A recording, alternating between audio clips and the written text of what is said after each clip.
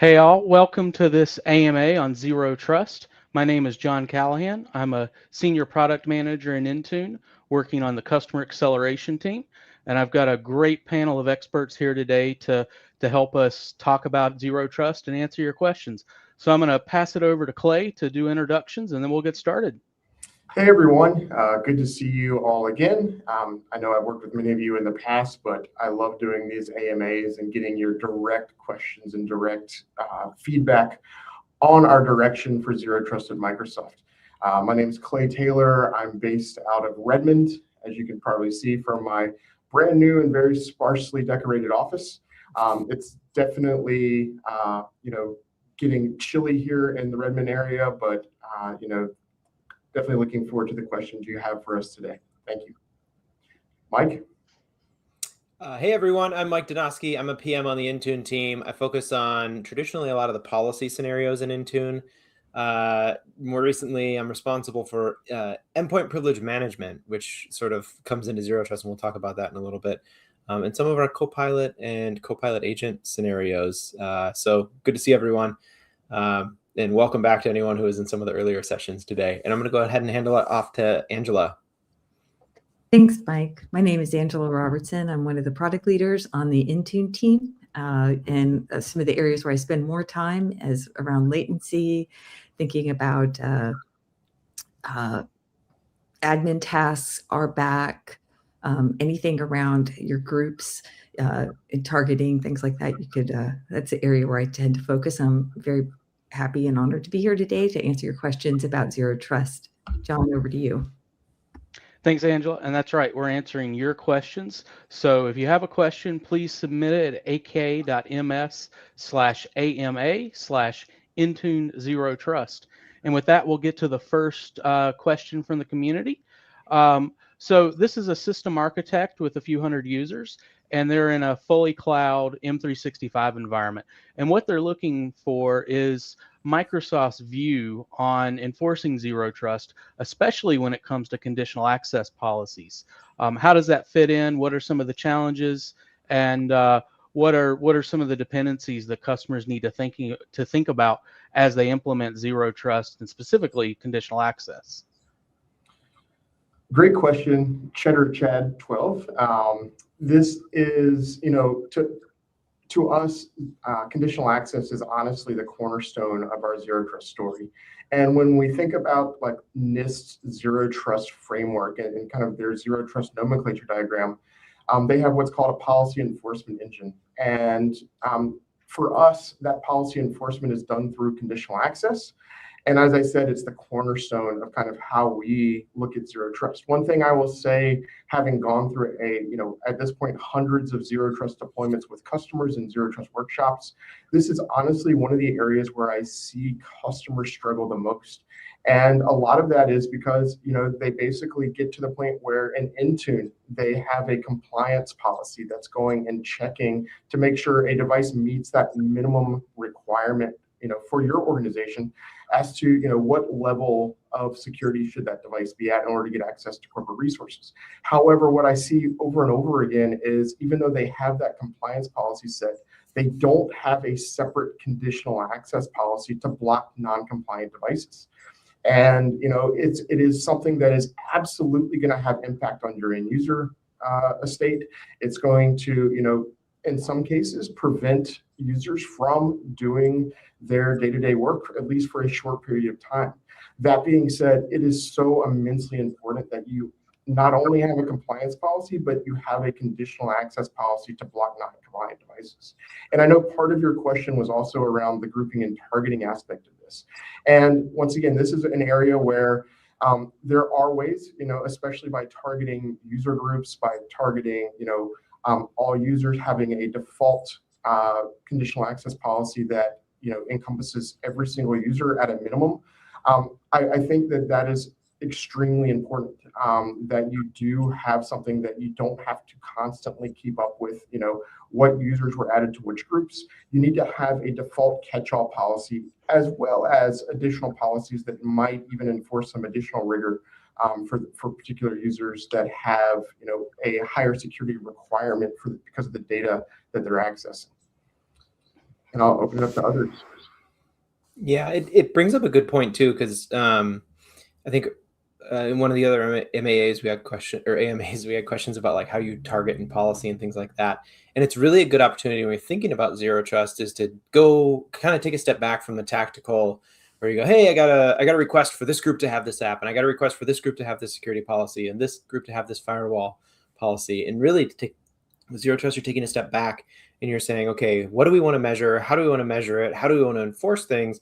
And what's our level of requirement based on, how people are accessing data, what their security requirements are for accessing those types of data, and then laying that down and targeting it in a way where as new employees come on or people leave or as new devices come in or move groups and stuff like that, that you can rest well at night knowing that like as those groups trickle and move around and people move around and things, you sort of have that base layer.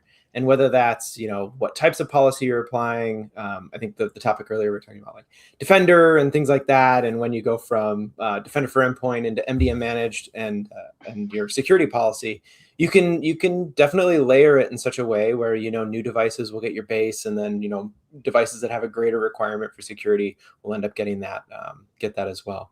So great call out, Clay, on like making sure that you're actually utilizing the full end-to-end, like measuring compliance and then using it for conditional access.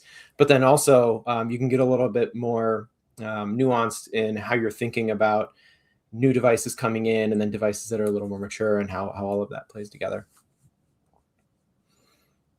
And do you see stuff that like where some folks are more successful than others and how they think about that methodology, or at least like where they go into it? Because I know for me, we get a lot of questions from the EPM side. They're like, where do I even start? Like, what elevations do people even need?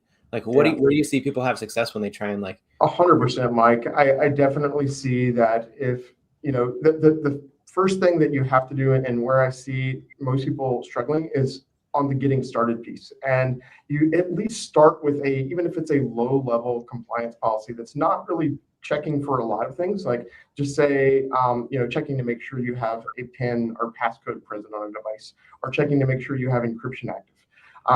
Just a very small number of checks, like just start somewhere is my advice. And that's where I see, once basically companies get started down that path, then they can usually get over the hurdles of, hey, this is going to have a lot of impact, where they're basically just taking a gradual approach and saying, hey, we're going to block this particular block devices that don't have this turned on today, but next month we're also going to add a minimum OS requirement, where we start advertising that and start saying, hey, let's go ahead and at least check, with just a compliance policy before we turn a conditional access policy on. Let's see how many of my users will actually be blocked when I turn a conditional access policy on.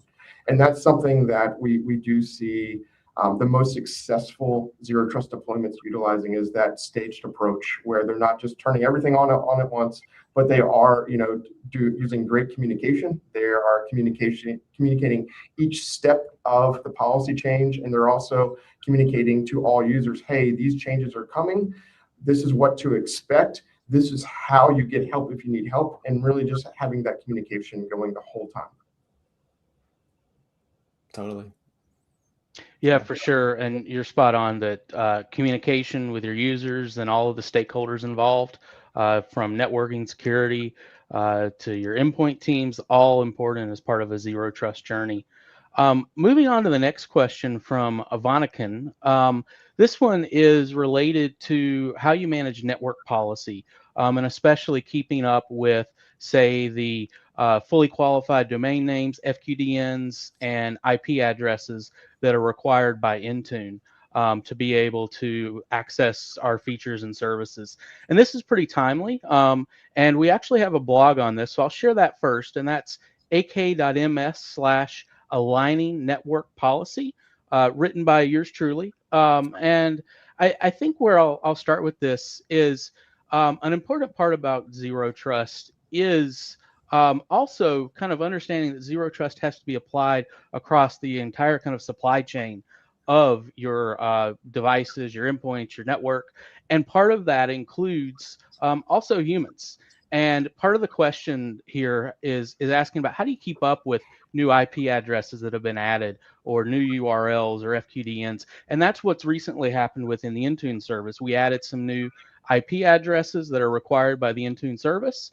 And we've been doing a lot of outreach, and I'm glad this question came up so that I can remind everyone, if you haven't looked at the new IP addresses that have been added and you're managing an allow list of IP addresses, please update your IP addresses.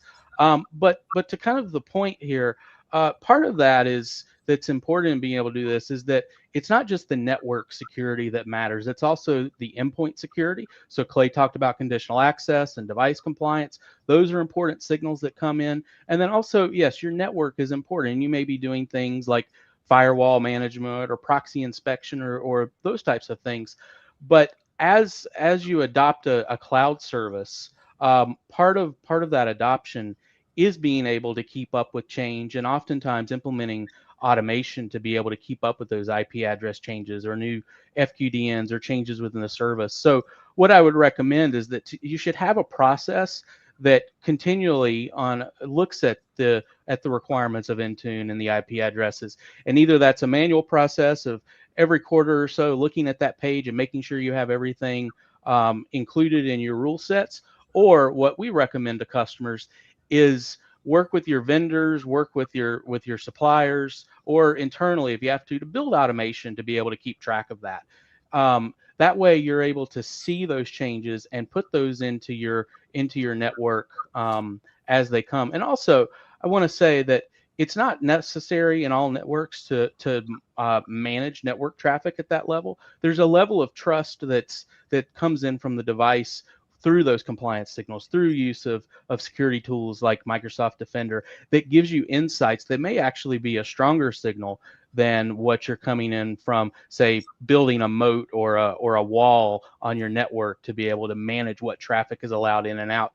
And oftentimes you'll find that you're actually more secure by allowing the device, the place closest to the data and the apps and the user, to give that signal than just building this wall around your infrastructure that then regulates who's allowed in and out. Anything folks want to add to that? I actually like the correlation that you made there and sort of made it more meta, because I want to get Angela's thoughts on this, because like a lot of the things that people implementing our technology think about is like, how do I keep abreast of this? How do I think about all the things that are changing? We're doing the same thing internally. A lot of our teams, whether it's Secure Future Initiative, whether it's Zero Trust, whether it's the latest trend and what we're seeing, and a lot of the changes that we're making are sort of like things that are coming down from a lot of these changes we're making as a company to make sure we're secure. So Angela, I wanted to hand that off to you and get your insights on some of those things. Right. What, kind of focusing on like this question here around, the FDQNs, the IP addresses, it's layers of protection that are needed, and change management is included as a layer of protection. It's like, and Mike also pointed this out, we're dealing with these problems internally, and we want to take what we're learning and bring it to our customers, so then you all can benefit from like what we're struggling. I mean, we do have a lot of endpoints that, as you noted in the question, we're looking at how do we make that list as small as possible, because that'll be one way that we could reduce risk of something bad happening. But to like Mike's point, having layers of protection, how can you use Defender? How can you use other offerings to have protection around your endpoint so you don't have that single point of failure? And when you think about like, who are you allowing? Like, are those people, those identities, do they have least privilege access for those users? How is everything coming together so you don't just become overly reliant or dependent? And it does come down to a lot of communication. I realize this is organizational change. It could require organizational change. And as people change, there could become weaknesses in that communication. But I think that's where you're going to get the most value, is just constantly like looking at what the team is doing, both in your unique area and then with your partners in the organization, figuring out how other offerings that you have can supplement and offer additional protection, and then making that plan and executing on it, like Clay and Mike talked about with the first question. It's like, how do you just continue to get more secure? Because, well, it's always about reducing risk, not eliminating risk. I think flexibility is a thing that I've seen your team make as well, where like you can have 10 things you have to go work on, and you've already committed to doing this one, and then these other ones look so much more impactful, and you're like, okay, I know we're like already a week, a month down this project on this thing that we have to go do, for whether it's for Zero Trust or, you know, securing the network and things like that, or, you know, implementing least privilege. I know from the least privilege standpoint, we talk to folks who are, hey, we looked at EPM, we're going to go deploy it, we're going to go do this. But actually, we found out that we have vendors who have access to content that we need to go look at first. And we're going to actually start with these folks and implement zero trust here first. And so finding your targets on where to go is super critical. And then being able to be flexible, I think, is some cool things that I've seen from the team as well. And the only thing I'll just, I guess, ask to Vanaken, the person who asked this question, is, you know, what would an ideal, you know, solution to this problem look like to you? Would it be like some sort of connectivity checker that would, you know, give you the list of all the things that, you know, that do require network connectivity, exceptions for firewall, et cetera? Would you want to see like a checker that would go and check each one of those connections and then tell you what's new, that sort of thing? What would an ideal scenario look like for you? And, you know, we can just put your response in chat, but I would love to hear from you and anyone in the community what that would look like to you in a perfect world. Yeah. And as always, aka.ms Intune feedback is a great place to give us feedback. We get that. And we look through that with the team, speaking of being flexible and making changes. So feedback helps us build things that work for you. So aka.ms Intune feedback. Yep. Go ahead, Angela. I was going to say, one thing that I'm thinking about as we have this discussion here today is how can we modularize it and break it down into chunks, because that will enable people to make progress. If it can feel overwhelming. And so how do we make it so, okay, how can I make progress like on securing my endpoints as we have endpoint, as these changes rolling out that John referenced? Are you making updates? What are things you could think about and work in that feel doable in a reasonable amount of time before otherwise you feel like you have to boil the ocean and yeah, it's just come into mind through this discussion. Yeah. Yeah, for sure. And one of the key principles of Zero Trust, and this is going to lead into our next question, is taking in all the signals, or as you put it, Angela, the layers involved in the endpoint. And those things can be independent, but they also have to work together as a system. And trying to manage those things as one giant waterfall approach can be daunting. But if you break it up and kind of modularize and automate and use AI as much as you can throughout that process, you'll be much more successful. So I think this leads into a good place for our next question. It comes from Chris on LinkedIn. And Clay, I'm going to ask this to you, and I'm actually going to ask two questions. And the first is, Chris says that he loves the Zero Trust workshop and the assessment, but that it can be a bit overwhelming to be able to approach it. And getting to the to-do list and implementing it, kind of back to our earlier question. So, Clay, the question for you is, what is the Zero Trust workshop and the assessment, and how would you recommend a customer get started with it? Sure. Excellent question. The Zero Trust workshop, and we'll put the links for these in chat, is basically a offering that we have created within Microsoft that is supposed to make it easier for you to basically get through your deployment of Zero Trust. And, you know, one of the big things that we found with deploying Zero Trust is it's not, you know, a 1 or 2 day thing. It's not a 1 month thing. You know, this is a years-long process, and there are literally tens of thousands of steps that can be involved depending on where you are in your Zero Trust journey. So the Zero Trust workshop basically is a way that we will break that down for you into, first of all, pillars, where we break it down into the Zero Trust pillars that we view at Microsoft: devices, identity, or endpoints, identity, data, infrastructure.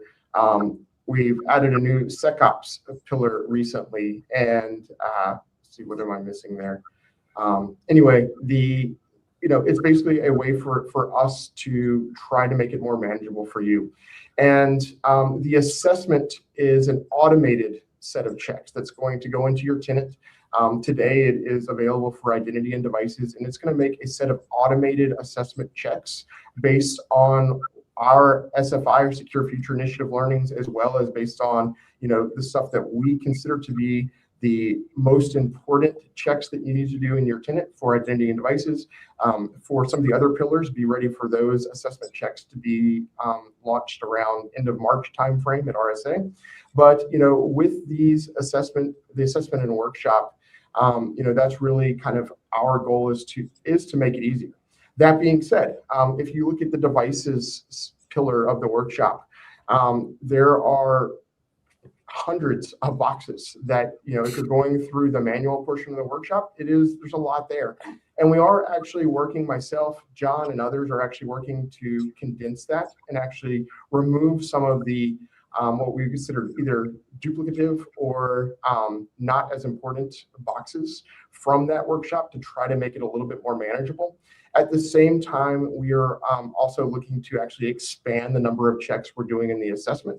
And while that may be overwhelming, we think it's absolutely necessary. But at the same time, we're also marking those as high, medium, or low risk, which will hopefully allow you to prioritize which ones you think are most important. Or prioritize the ones that we think are most important, honestly, to fix first.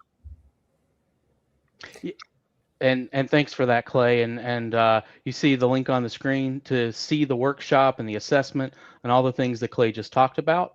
You can find that at ak.ms/ZT workshop. And like Clay said, the Zero Trust workshop is there to help you.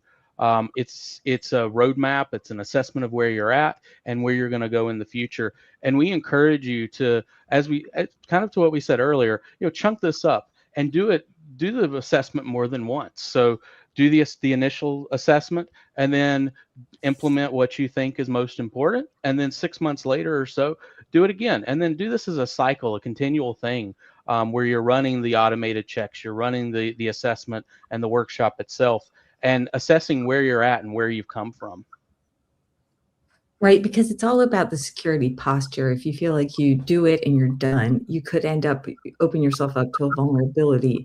And that's the same thing at Microsoft. It's an ongoing process. It only takes one device, one endpoint being vulnerable, and then all of a sudden, a threat actor gets in and starts lateral movement, and next thing you know, you've really got a problem on your hands.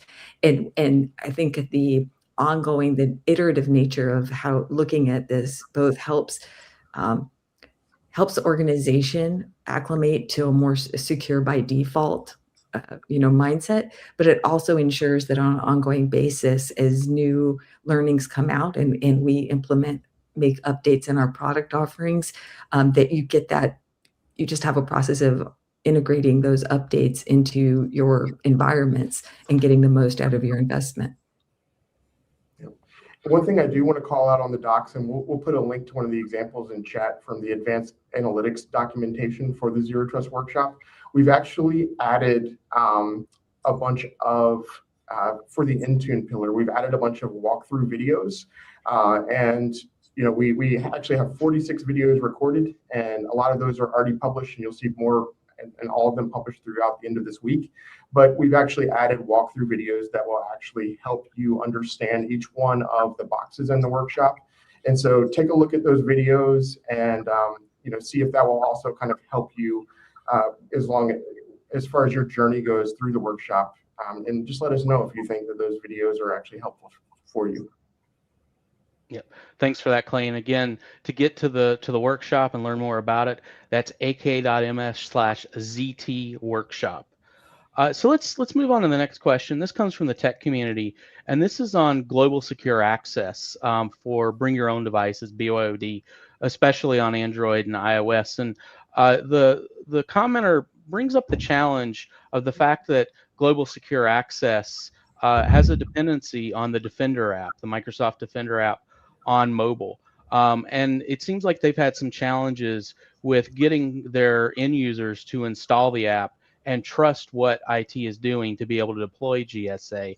So does anyone want to take that question? Kind of, I think this is going to lead to kind of how you communicate what Intune and Defender and Global Secure Access can see and what they can't, and how you communicate that and manage the risk with your end users.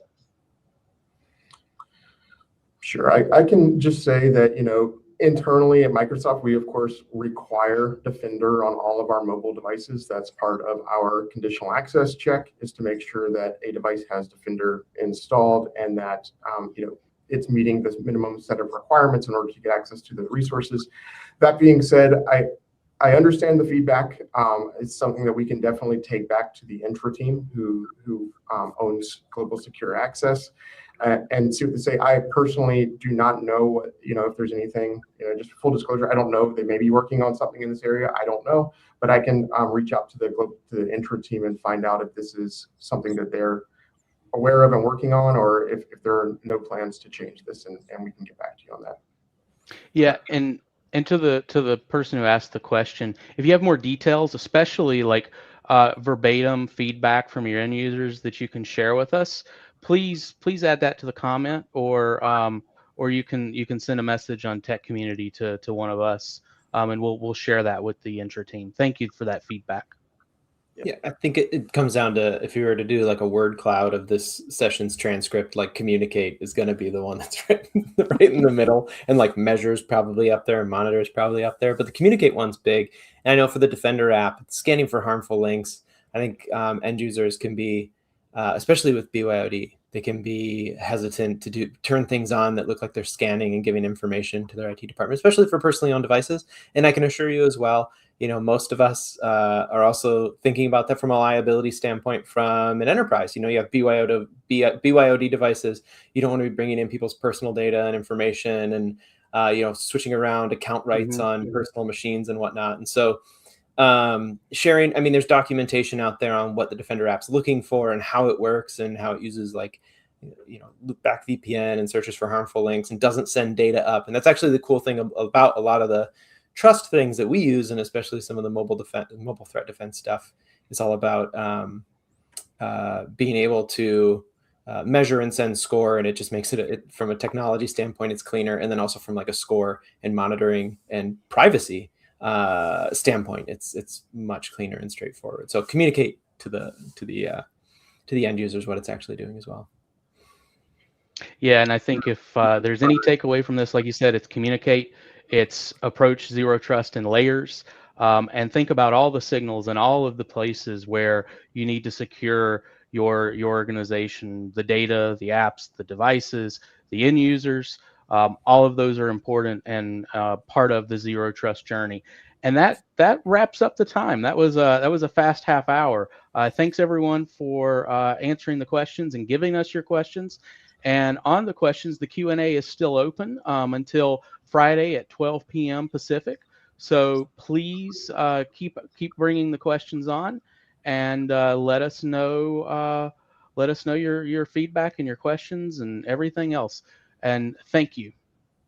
Thanks all. And don't miss the next AMA. It's the Copilot Agentic Centered Endpoint Management at aka.ms/AMA/agentic management. Thanks. Thank you. Thank you.